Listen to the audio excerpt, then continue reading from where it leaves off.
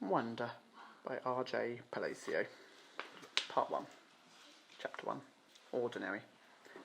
I know I'm not an ordinary 10-year-old kid. I mean, sure, I do ordinary things. I eat ice cream, I ride my bike, I play ball. I have an Xbox. Stuff like that makes me ordinary, I guess. And I feel ordinary, inside. But I know ordinary kids don't make other ordinary kids run away screaming in playgrounds. I know ordinary kids don't get stared at wherever they go. If I found a magic lamp, I could have one wish, I would wish that I had a normal face and that no one ever noticed at all. I would wish that I could walk down the street without people seeing me and then doing that look away thing. Here's what I think. The only reason I'm not ordinary is that no one else sees me that way. But I'm kind of used to it by now. I know how to pretend I don't see the faces people make. We've all gotten pretty good at that sort of thing. Me, Mum and Dad, and Via. Actually, I take that back. Via's not very good at it. She can get really annoyed when people do something rude. Like, for instance, one time in the playground, some older kids made some noises.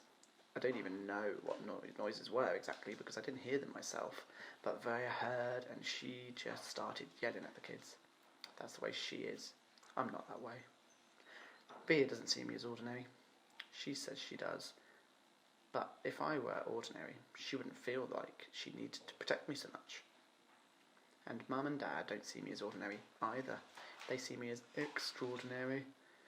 I think the only person in the world who realises how ordinary I am is me. My name is August, by the way. I won't describe what I look like.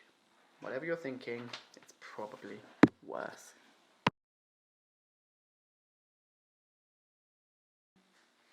Chapter 2. Why I didn't go to school. Next week I start 5th grade. Since I've never been to a real school before, I'm pretty much totally and completely petrified. People think I haven't gone to school because of the way I look, but it's not that. It's because of all the surgeries I've had.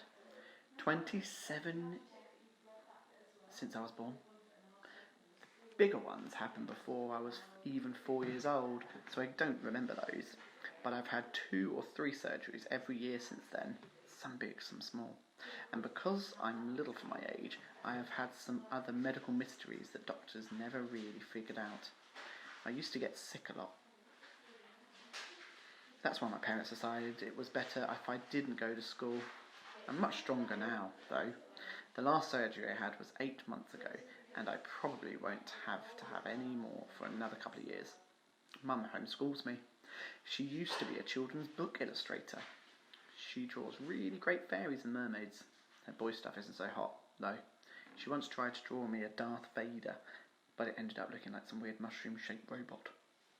I haven't seen her draw anything in a long time. I think she's too busy taking care of me and Via. I can't say that I always wanted to go to school because that wouldn't be exactly true. What I wanted was to go to school, but only if I looked like every other kid going to school. Have lots of friends and hang out after school and stuff like that. I have a few really good friends now. Christopher is my best friend, followed by Zachary and Alex. We've known each other since we were babies, and since they've always known me the way I am, they're used to me. When we were little, we used to have play dates all the time, but then Christopher moved to Bridgeport in Connecticut. That's more than an hour away from where I live in North River Heights, which is at the top tip of Manhattan. And Zachary and Alex started going to school. It's funny. Even though Christopher's the one who moved far away, I still see him more than I see Zachary and Alex. They all have these new friends now. If we bump into each other on the street, they're still nice to me, though. They always say hello. I have other friends, too, but not as good as Christopher and Zach and Alex were. For instance, Zach and Alex always invited me to their birthday parties when we were little, but Joel and Eamon and Gabe never did. Emma invited me once, but I haven't seen her in a long time. And, of course, I always go to Christopher's birthday. Maybe I'm making too big a deal about birthday parties.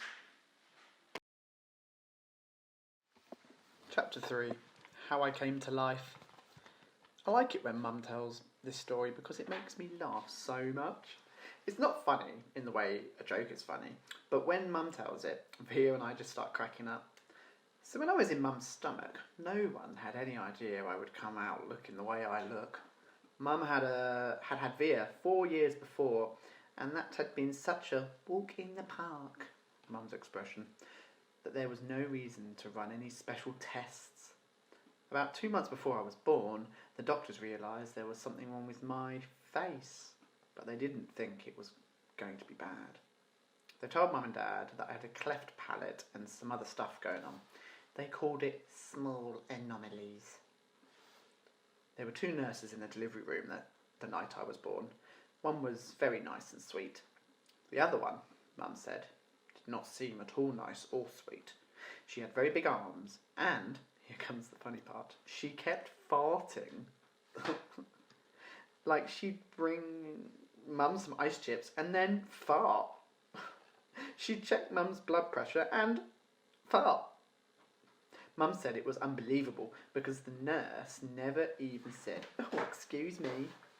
Meanwhile, Mum's regular doctor wasn't on duty that night, so Mum got stuck with this cranky kid doctor she and Dad nicknamed Doogie after some old TV show or something. They didn't actually call him that to his face. But Mum says that even though everyone in the room was kind of grumpy, Dad kept making her laugh all night long. When I came out of Mum's stomach, she said the whole room got very quiet. Mum didn't even get a chance to look at me because the nice nurse immediately rushed me out of the room. Dad was in such a hurry to follow her that he dropped the video camera, which broke into a million pieces. And then Mum got very upset and tried to get out of her bed to see where they were going, but the farting nurse put her very big arms on Mum to keep her down on the bed. They were practically fighting because Mum was hysterical and the farting nurse was yelling at her to stay calm, and they both started screaming for the doctor. But guess what? He had fainted right on the floor. So when the farting nurse saw that he had fainted, she started pushing him with her foot to get him to wake up, yelling at him the whole time. "What kind of doctor are you? What kind of doctor are you? Get up, get up." And then all of a sudden, she let out the biggest, loudest, smelliest fart in the history of farts. Mum thinks it was actually the fart that finally woke the doctor up. Anyway, when Mum tells this story, she acts out all the funny parts, including all the farting noises, and it is so funny. Mum says the farting nurse turned out to be a very nice woman. She stayed with Mum the whole time, didn't even leave her side after Dad came back and the doctors told them how sick I was. Mum remembers exactly what the nurse whispered in her ear when the doctor told her I probably wouldn't live through the night. "Everyone born of God overcometh the world." And the next day, after I had lived through the night, it was clear the nurse who'd held Mum's hand when they brought her to meet me was there for the first time. Mum says that by then they had told her all about me. She had been prepping herself for the seeing of me. But she says that when she looked down into my tiny mushed up face for the first time, all she could see was how pretty my eyes were. Mum is beautiful, by the way, and Dad is handsome. Via is pretty, in case you're wondering.